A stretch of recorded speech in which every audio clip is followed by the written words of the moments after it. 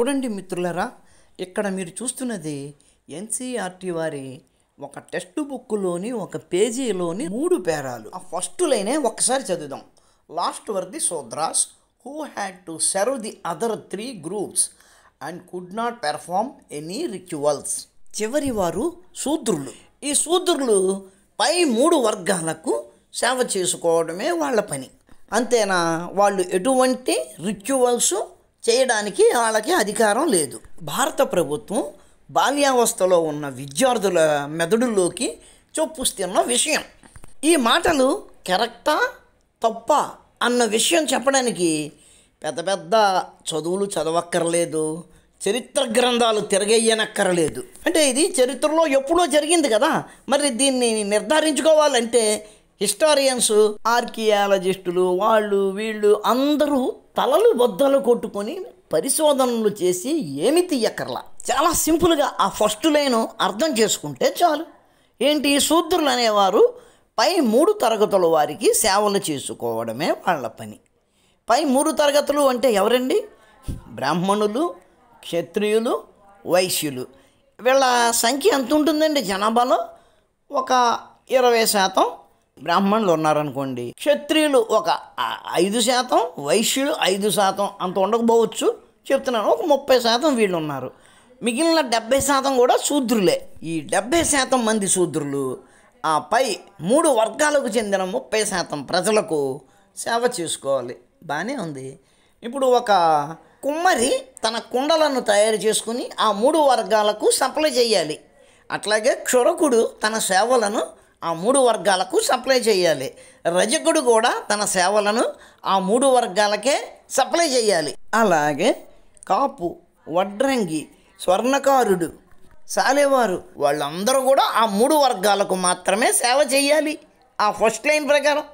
మరి నిజంగా అప్పట్లో ఒక రజకుడు ఆ 3 వర్ణాలకు మాత్రమే సేవ చేశాడా? ఒక క్షురకుడు ఆ 3 వర్ణాలకు మాత్రమే సేవ చేశాడా? వాళ్ళిద్దరూ ఏంటి? రైతు కానీ, కుమ్మరి కానీ, కమ్మరి కానీ, స్వర్ణకారుడు కానీ, ఎన్ని వృత్తులు ఉన్నాయో ఆ వృత్తులు వాళ్ళందరూ కూడా ఆ 3 వర్ణాలకే చేశారా? ఒక రజకుడు క్షురకుడి బట్టలను ఉతకలేదా? ఒక క్షురకుడు రజకుడికి క్రాఫ్ట్ చేయలేదా? చేసే ఉంటాడు కదా ఖచ్చితంగా. మెడకాయ మీద తలకాయ ఉన్న ఎంత పనికిమాలోడైనా సరే అదే చెప్తాడు. కానీ ఎన్సీఆర్టీ ద్వారా భారత ప్రభుత్వం తన విద్యార్థులకు ఏమి చెబుతుంది? ఆ 3 వర్గాలకు మాత్రమే శూద్రులు అనేవాళ్ళు సేవలు చేశారు అని చెబుతుంది. ఒక ప్రజాస్వామ్య దేశంలో ప్రభుత్వమే ఒక వర్గం మీద విషం చిమ్మడం, ద్వేషం పుట్టేలా చేయడం అన్నదాన్ని ఏమనాలి? వాళ్ళు అలా చెప్పారు కాబట్టే కదా ఈ రోజున వీళ్ళు ఎలా వాగుతున్నారు. యూట్యూబ్లో ఇటువంటి మాటలు వినేటప్పుడు వీళ్లకు వీళ్ళ తల్లిదండ్రులు, వీళ్ళ గురువులు విషాలు నింపారు అనుకుంటున్నాం. నేను అలాగే అనుకునేవాడిని. కానీ తెర చూస్తే ఇప్పుడు అర్థమవుతుంది ఏంటి? భారత ప్రభుత్వమే ఈ విషయాన్ని వాళ్ళలోకి నింపింది. దీని మీద ఆర్టీఐ యాక్ట్ కింద ప్రశ్నించారు. మీరు ఈ మాటలు చెబుతున్నారు కదా, దీనికి ఆధారం ఏమిటి? ఏమి ఆధారంగా మీరు ఈ మాటలు పిల్లలకు చెబుతున్నారు అని అడిగితే మన్నించమని లెంపలు వాయించుకొని చెవులు పట్టుకొని 4 గుంజీలు తీసి ఆ పేరెంట్ టెక్స్ట్ బుక్లో తీశారు. ఎవడో మీలాంటోడు మాలాంటోడు దాన్ని అర్థం చేసుకుని దాన్ని ప్రశ్నించడం జరిగింది. అది కూడా ఆర్టీఐ యాక్ట్ వచ్చిన తర్వాత మాత్రమే అది జరిగింది. కానీ ఇటువంటి తప్పుడు రాతలు ఎన్ని పుస్తకాలలో ఎంత ఉందో మనకేం తెలుసు? అఫ్కోర్స్ సైన్సు, విజ్ఞానము అటువంటి వాటి విషయంలో ఎన్సీఆర్టీ బుక్ని ఎవడు ప్రశ్నించడానికి వీల్లేదు. ఆ పుస్తకాలు ఎలా ఉంటాయంటే బిలో యావరేజ్ ఆలోచన స్థాయి ఉన్న విద్యార్థి కూడా చక్కగా అర్థం చేసుకునేలా ఎన్సీఆర్టీ బుక్స్, సైన్సు అవి ఉంటాయి. ఇదిగో చరిత్ర పుస్తకాలే ఇట్లా దరిద్రంగా ఉంటాయి.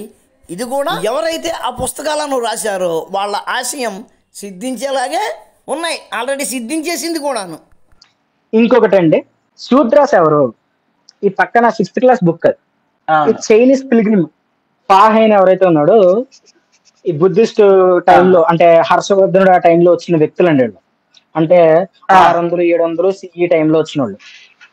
నోటీస్డ్ దట్, అంటే ఏం చెప్తున్నాడంటే చైనీస్ ఫాహైన్ చెప్పాడని చెప్పి ఎన్సీఆర్టీ పిల్లలు చెప్తుంది. ఏం చెప్తుందంటే the plight of those who treated as untouchable by high and mighty, they were expected to live on the outskirts of the city. He writes, if such man enters the town or marketplace, he He strikes a piece of wood in order to keep himself separate. People hearing the sound know what it means and avoid touching him or brushing against him. ఈ Chinese pilgrim ఎవరైతే Fahien వచ్చాడో ఆ Fahien వచ్చినప్పుడు అంటే the plight of those who were treated as untouchable by high and mighty. ఈ high mighty అంటే ఇంకా విడి పవర్ ఉన్న వ్యక్తులు అనమాట. ఈ ఇన్హ్యూమన్ ట్రీట్మెంట్ అన్టచబుల్స్ ఎవరైతే ఉన్నారో అంత్యజ అని చెప్తారు కదండి, శూద్రుల కన్నా అంటే బయట ఉన్న వ్యక్తులు ఎవరైతే ఉన్నారో ఈ అన్టచబుల్స్ హై అండ్ మైటీ చేతిలో ఎంత దారుణమైన శిక్ష అనుభవించారో అని చెప్పి ఫాహైన్ చెప్పాడంట. ఏ శిక్ష అనుభవించారు, ఎలా ఉందంటే వాళ్ళ పరిస్థితి, వాళ్ళు ఎప్పుడైనా సిటీలోకి వస్తే వాళ్ళకి కర్ర పట్టుకోవాలట, కొట్టుకుంటూ రావాలట. కొట్టుకుంటూ వస్తే ఆ సౌండ్ ని అక్కడున్న మిగతా ఉన్న వర్ణాల వాళ్ళు దూరంగా వెళ్ళిపోతారని చెప్పి ఈ చైనీస్ పిల్గ్రిమ్ ఎవరైతే ఉన్నారో ఈ చైనీస్ పిల్గ్రిమ్ ఫాహైన్ రాశాడన్న చెప్పినట్టు ఎన్సీఆర్టీ 6వ తరగతి పిల్లోడికి అన్టచబుల్స్ గురించి చెప్తుంది. ఇది నిజానికి ఫాహైన్ ఏం రాశాడో నెక్స్ట్ పేజ్ లో the life of Fahien translated by Wilson. ఈ విల్సన్ ట్రాన్స్లేషన్ ప్రకారం ఫాహైన్ ఏం చెబుతున్నాడో ఒక్కసారి చూడండి. Even in case of repeated attempts of wicked rebellion they only have their right hands cut off. Rebellion తిరుగుబాటుదారులు, విక్డ్ దుర్మార్గమైన ఉద్దేశంతో తిరుగుబాటు చేసే వాళ్ళ కుడి చేతులు నరికేవారట. అది కూడా ఎప్పుడు రిపీటెడ్ రెబెలియన్ చేసినప్పుడు మాత్రమే. దురుద్దేశంతో పదే పదే తిరుగుబాట్లు చేసే వాళ్లకు కుడిచేయి నరికేవారు. కేవలం కుడిచేయి మాత్రమే నరికేవారు, చంపేవారు కాదు. రాజుగారి సేవకులకు రక్షక భటులకు జీతాలు ఉండేవి. Through the whole country the people do not kill any living creature, not drink intoxicant liquor, not eat onions or garlic. మొత్తం దేశంలో ఆ చివరి నుంచి ఈ చివరి దాకా కూడా ఎక్కడ ప్రజలు పశుపక్షాదులను చంపడం అన్నది లేనే లేదు. అలాగే ప్రజలు మత్తు పానీయములు సేవించేది లేదు. ఉల్లిపాయలు ఎల్లుల్లిపాయలు కూడా తినరు. అవి ఆనాటి సమాజపు విలువలు. ఎప్పుడు చైనా యాత్రికుడు ఫాహియన్ ఈ దేశానికి వచ్చిన కాలంలో అసలైన కిటుకు ఎక్కడే ఉంది. ఏమంటున్నాడు next, the only exception is that of the Chandalas. ఈ పైన చెప్పినవన్నీ కూడా చండాలురు అనే వాళ్ళ విషయంలో ఎక్సెప్షన్ అట. ఏ విషయాలు? 1 పశుపక్షాదులను చంపటం, 2 మద్యపానము, 3 ఉల్లిపాయ వెల్లుల్లిపాయ తినడం. ఈ 3 విషయాల్లో వాళ్ళ విషయంలో మాత్రం ఎక్సెప్షన్. అంటే వాళ్ళు జీవుల్ని చంపుతారు, మద్యము సేవిస్తారు, ఈ ఉల్లిపాయ వంటివి తింటారు. That is the name of those who are held to be wicked men and live apart from others. ఎవరైతే దుర్మార్గులుగా గుర్తించబడి మిగిలిన జనాలకు దూరంగా ఉంటారో వాళ్లను చండాలురు అంటారు. అంటే చండాలురు అంటే దురుద్దేశంతో తిరుగుబాటు చేస్తూ మద్యము సేవిస్తూ పశుపక్షాదులను చంపుకొని వాటిని తింటూ ఉల్లిపాయ ఎల్లుల్లిపాయ వంటి వాటిని కూడా తింటూ మిగిలిన ప్రజలకు దూరంగా ఉంటారో వాళ్లను చండాలురు అంటారు. గుర్తుంచుకోండి మిత్రులారా, మన గ్రంథాలలో ఎక్కడైనా చండాలురు అన్న పేరు వినబడితే గనక అది ఏ కులమో మతమో వంటిది కాదు. అది కేవలం వాళ్ళ లక్షణాలు. ఇప్పుడు చెప్పాం కదా, ఆ లక్షణాలు ఉన్న వాళ్ళను మాత్రమే చండాలురు అంటారు. When they enter the gate of a city or a market place they strike a piece of wood to make themselves known so that men know and avoid them and do not come in to contact with them. అటువంటి చండాలురు ఏదైనా గ్రామంలోకో నగరంలోకో ప్రవేశించేటప్పుడు ఆ గేట్లో నుంచి అట్లాగే ఏదైనా మార్కెట్లో అంటే రోడ్లో వెళ్తున్నప్పుడు ఒక చేతికర్రతో నేల మీద కొట్టుకుంటూ పెడతారు. ఆ సౌండ్ విని వాళ్లను పలానా వారుగా మిగిలిన ప్రజలు గుర్తించి వాళ్లను ముట్టుకోకుండా ఉండేలాగా ఉపయోగపడుతుంది ఆ పద్ధతి. వాళ్ళు అంటరానితనం అన్నట్టుగా మీరు ఆలోచించకండి. ఎందుకంటే దేశంలో మొత్తం ఎవ్వరూ కూడా మద్య మాంసాలు ముట్టరు. అటువంటి వాళ్ళు ఇటువంటి వాళ్ళతో కాంటాక్ట్లో ఉండడానికి ఇష్టపడరు కాబట్టి ఆ పద్ధతి పెట్టారు. ఒక విధంగా చెప్తే వాళ్ళు అలా చేతికర్రతో నేల మీద కొట్టుకుంటూ వెళ్ళడం అంటే గనక తాము ఆ సమాజపు సిద్ధాంతాలను పాటించటం లేదు, అటువంటి వాళ్ళము అని సమాజంలోని వ్యక్తులకు వాళ్ళు తెలియజేయడం. చూడండి మిత్రులారా, ఇక్కడ అంటరానితనం ఎక్కడ ఉంది? దేశం మొత్తం మీద ఆ చివరి నుంచి ఈ చివరి వరకు ఎవరు కూడా ఏ విధమైన జీవులను చంపటం కానీ మద్యపానం చేయడం కానీ చివరికి ఉల్లిపాయి ఎల్లుల్లిపాయి అవి కూడా తినటం కానీ చెయ్యని సమాజం అది. అటువంటి సమాజంలో ఉండే వ్యక్తులు ఆ సమాజ ధర్మానికి వ్యతిరేకంగా జీవించే వాళ్ళతో కాంటాక్ట్లోకి రావడం అంటే అది వాళ్ళకు తెలిసే అవ్వాలి కదా. ఆ రోజుల్లో ఆ సమాజంలో ఆ విధానం ఉంటే తప్పేంటి? పైగా ఆ చండాలురు అనేవారు ఆ రోజున కులము అనేది లేకపోయినప్పటికీ వర్ణము అని ఉంది కదా, ఆ 4 వర్ణాలకు చెందిన వారి నుంచి కూడా అటువంటి చండాలురు ఉంటారు. అంటే ఆ రోజుల్లో ఈ చండాలురు అన్నది ఒక వర్ణం కాదు, అన్ని వర్ణాల నుంచి ఉంటారు. సరే, ఆ వర్ణం నుంచి వచ్చింది అని వీళ్ళు చెప్తున్న కులాలు అంటారు కదా, ఆ కులాల నుంచి కూడా అన్ని కులాల నుంచి వచ్చిన వాళ్ళు కూడా ఆ చండాలురులో ఉండొచ్చు. అది ఫాహియాన్ రాసింది. ఆ ఫాహియాన్ రాసిన దాన్ని విల్సన్ ట్రాన్స్లేట్ చేసింది. మరి అక్కడ అలా ఉండగా అక్కడ ఎలా ఉన్నది అంటూ మన ఎన్సీఆర్టీ రాసిందో చూశారు కదా.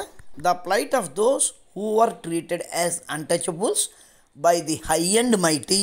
ఆ 6వ క్లాస్ కుర్రోడికే కాదు, మీకు నాకు కూడా వర్ణ వ్యవస్థ దగ్గరికి వచ్చి హై అండ్ మైటీ అంటే ఏమనిపిస్తుంది? బ్రాహ్మణులు, క్షత్రియులు, వైశ్యులు వీళ్ళు ముగ్గురు అందులో ఉన్నారనుకుంటాం. వాళ్ళు కొంతమందిని అన్టచబుల్స్గా ట్రీట్ చేశారట. అన్టచబుల్స్ అనగానే మనకు గుర్తొచ్చేవాళ్ళు ఎవరు? దండోరా మహానాడు, అంతేనా? కానీ ఫాహియాన్ ఏం చెబుతున్నాడు? చండాలులు అనే వాళ్ళతో దూరంగా ఎవరు ఉండేవారు? మొత్తం ప్రజలందరూ, బ్రాహ్మణ, క్షత్రియ, వైశ్య, శూద్ర ప్రజలు అందరూ కూడా ఈ చండాలురు అనే వాళ్ళతో దూరంగానే ఉండేవారు. ఎన్సీఆర్టీ ఏం చెబుతుంది? బేపనోళ్ళు ఆ పని చేశారంటుంది. మరి దీనిని వక్రీకరణే అంటారు కదా. పాపం ఆ 6వ తరగతి కుర్రవాడికి ఏం తెలుస్తుంది? ఓహో, బేపనోళ్ళు ఎస్సీస్ని దూరంగా ఉంచేవారన్నమాట, ఈ బేపనోళ్ళే అంటరానితనం అన్న దానిని పాటించారన్నమాట అని అనుకుంటాడు. 6వ తరగతి అంటే 11-12 ఏళ్ల వయసులో దానిని అంతగా ఆలోచించే అవసరం వాడికి ఎందుకు ఉంటుంది? పైగా ఆ మాటలు ఎక్కడున్నాయి? వాడు టెక్స్ట్ బుక్కుల్లో ఉన్నాయి. పైగా ఆ మాటలు ఎవడు చెబుతున్నారు? తల్లిదండ్రుల కంటా గొప్పగా చూసే సార్లు చెబుతున్నారు. అటువంటి సార్లు చెబుతున్న మాట మీద అసలు అనుమానపడవలసిన అవసరం కూడా వాడికి లేదు. They were expected to live on the outskirts of the city. ఈ 6వ తరగతి చదువుతున్న ఆ విద్యార్థులకు ఏం చెబుతున్నారు? అస్పృశ్యులైన ఈ ఎస్సీలు ఖచ్చితంగా ఊరికి దూరంగానే ఉండాలి. అవును, ఇప్పటికీ మా పేటలో ఊరికి దూరంగానే ఉన్నాయి కదా. నిజానికి ఆ చండాలులు అనేవారు అస్పృశ్యులు ఎట్లా అయ్యారు? దురుద్దేశంతో రాజు మీదనో సమాజం మీదనో తిరుగుబాటు చేసిన వారు. అట్లా తిరుగుబాటు చేసి తమ కుడి చేతిని కోల్పోయిన వారు. సమాజ రీతికి వ్యతిరేకంగా జీవులను చంపి వాటిని తింటూ మద్యపానము చేస్తూ బతికేవాళ్ళు.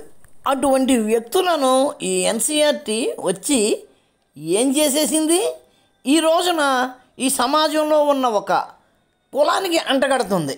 ఇక్కడ ఎన్సీఆర్టీ ఏం చెప్పింది? చైనా యాత్రికుడు ఫాహియాన్ పేరు ఉపయోగించుకొని అతనిని వక్రీకరిస్తూ తాను ఆ పుస్తకాలు రాసిన వారు ఏం చెప్పాలనుకున్నారో అది చెప్పారు. ఆ పసి మనసులలో ఏ పెంటను దిద్దాలనుకున్నారో దానిని రుద్దారు. అదే మిత్రులారా ఒక ప్రభుత్వం, అది కూడా ఒక ప్రజాస్వామ్య దేశంలో ప్రజాస్వామ్యంగా ఏర్పడిన ఒక ప్రభుత్వం. ఆ ప్రభుత్వాన్ని ఎవరైతే ఓట్లు వేసి గెలిపించారో ఆ ప్రజలలో ఒక వర్గపు ప్రజల మీద వేరొక వర్గపు ప్రజలు ద్వేషాన్ని పెంచుకునేలాగా, ప్రతీకారం తీర్చుకోవాలనే కోరిక కలిగేలాగా ఎందుకు చేసింది? ఇది మీరు ఆలోచించాలి. ఇక్కడ ఏ ప్రభుత్వం అయినా ఉండవచ్చు, అది కాంగ్రెస్ అవ్వచ్చు, బీజేపీ అవ్వచ్చు. ఈ దేశంలో ఉన్న ఒక వర్గం ఇంకో వర్గాన్ని ద్వేషించి ఆ ద్వేషంతో ఆ వర్గం మీద దాడులు చేసేలా మానసిక పరిస్థితిలోకి తేవడంలో ఆ ప్రభుత్వం ఉద్దేశం ఏమిటి అయి ఉండవచ్చు? అటువంటి టెక్స్ట్ బుక్ చదువుకుని ఒక వర్గం ప్రజల మీద విపరీతమైన ద్వేషాన్ని పెంచుకుని ఆర్ఎస్ ప్రవీణ్ కుమార్ అనే వ్యక్తి ఐఏఎస్ చదివి ఏం చేశాడు? ఉమ్మడి ఆంధ్రప్రదేశ్లోని అన్ని ఎస్సీ ఎస్టీ విద్యాలయాలలో హాస్టళ్లలో అగ్రవర్ణాలుగా చెప్పబడే ఆ 3 వర్ణాల మీద ద్వేషాన్ని పెంచిపోశాడు. అగైన్ దానివలన ఎవరికి లాభం? దేశంలోని ప్రజలు అనేక కారణాల మీద, ఎవరి కారణాలు వారివి, ఆ కారణాలతో ఒకరిని ఒకరు ద్వేషించుకుంటూ, ఒకరిని ఒకరు తిట్టుకుంటూ, ఒకరిని ఒకరు నశింపచేయాలి అనుకుంటూ అటువంటి ఉద్దేశాలతో ఉంటే గనక దానివల్ల లబ్ధి పొందేది ఎవరు? దేశం డీస్టెబిలైజ్ అయితే గనక దానివల్ల ఎవరు లబ్ధి పొందుతారు? దేశంలో సమాజం డీస్టెబిలైజ్ అయిపోతే అధికారంలో ఉన్న ప్రభుత్వం ఈ సమాజాన్ని పాలించడంలోనే తలములకలై ఉంటే విదేశీ వ్యవహారాలు ఎట్టాగుంటాయి? నెట్ఫ్లిక్స్లు, ప్రైమ్ వీడియోలు వంటి విదేశాలలో ప్రసారం అవుతున్న డిజిటల్ బిజినెస్లో అంతా కూడా మా దేశం నుంచే ప్రసారం అవుతున్నాయి కాబట్టి ట్యాక్సులు ఎక్కడే కడతాము, మీ దేశంలో మేము ట్యాక్సులు కట్టవలసిన అవసరం లేదు అంటూ ఆ సంస్థలు ఇన్నాళ్ళు అల్లరి చేశాయి. ఈ రోజున వాళ్ళు ఎక్కడ కూడా ట్యాక్సులు కట్టాలి అనే చట్టం అమలులోకి వచ్చే అవకాశం ఎట్లా ఏర్పడింది? ఈ దేశాన్ని ఎవరైతే పాలిస్తున్నారో వాళ్ళు విదేశీ వ్యవహారాలను కూడా చక్కగా చక్కపెట్టే అవకాశం వచ్చింది కాబట్టి ఈ రోజున అటువంటి ఉత్తర్వులు మనకు వచ్చాయి. ప్రజలు వర్గాలుగా విడిపోయి వాళ్ళలో వాళ్ళు కొట్టుకుంటూ దేశంలో అనిశ్చిత స్థితిని ఏర్పరిస్తే ఈ దేశంలో పాలన తమకు అనుకూలంగా జరగాలి అనుకునే విదేశీ శక్తులు తమ ప్రణాళికలను ఇక్కడ అమలుపరిచే ప్రమాదం ఏర్పడుతుంది. కాబట్టి మిత్రులారా, ఈ దేశంలోనూ బయట అన్ని చోట్ల కూడా ఈ దేశాన్ని డీస్టెబిలైజ్ చేసి ఈ దేశంలోకి పరోక్ష పరతంత్రాన్ని తీసుకువచ్చే కుట్రలు జరుగుతున్నాయి. ఆ విషయాన్ని మీరు గమనిస్తూ ఉండాలి. ఎన్సీఆర్టీని అడ్డు పెట్టుకుని ఇటువంటి అబద్ధాలను నిజాలుగా ప్రజలలో నెలకొల్పడానికి కంకణం కట్టుకొని ఆ పని చేసిన ప్రభుత్వాన్ని మళ్ళా మనం గెలిపిస్తే ఇటువంటి తప్పుడు భావజాలాన్నే మన పిల్లల్లోకి ఎక్కించడానికి ఆ ప్రభుత్వాలు కృషి చేస్తాయి. మిత్రులారా, ఇంతకు మించి నేను మీకు ఏమీ చెప్పనక్కర్లేదు. కానీ ఈ వీడియోలో నేను చెప్పిన విషయాలు అర్థవంతంగానే ఉన్నాయి అని మీరు అనుకుంటే గనక ఈ వీడియోని వాట్సాప్, ఫేస్బుక్, ఇన్స్టాగ్రామ్ ఇంకా చాలా మాధ్యమాలు ఉన్నాయి.